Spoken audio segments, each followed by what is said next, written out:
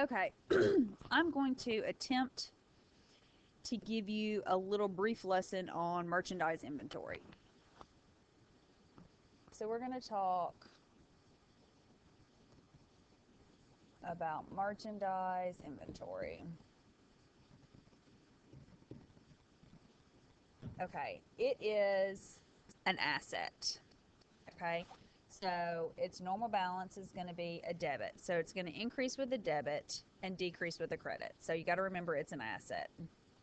Merchandise inventory is just like a big, basically, it's all your stuff. It's all the inventory. It's everything that you have. It's all the merchandise you've bought that you are trying to sell to customers.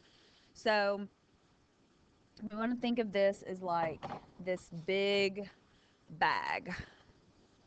So this is your merchandise inventory. And let's say you started off the year and you've got this much merchandise inventory. And let's just say that that's like, I don't know, $14,000.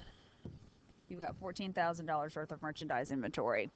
So periodically throughout the year, you're going to make a purchase. You're going to purchase merchandise. You're going to purchase merchandise on account, or you're going to purchase merchandise. You're going to pay cash for merchandise. And if you purchase merchandise, you're not going to actually do anything to your merchandise inventory account, but it's going to increase.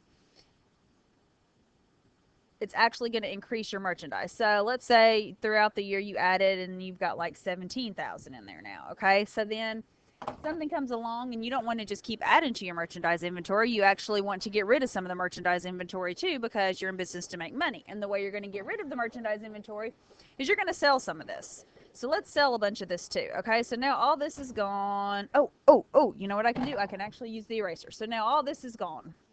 All this inside here is gone.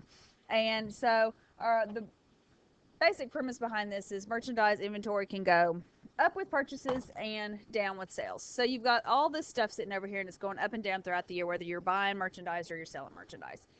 At the end of the year, what you have to do is you have to ask yourself, okay, how much merchandise did I start off with? So you're going to say, okay, one, what did I start with?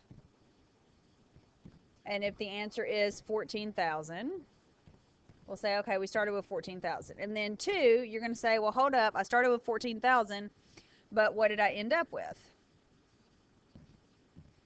And it could be more than 14,000 or it could be less than 14,000 depending on how much you've bought throughout the year and how much you've sold throughout the year. So if you ended with, let's say, 12,000, then you know your adjustment is going to be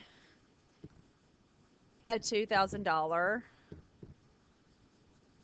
credit.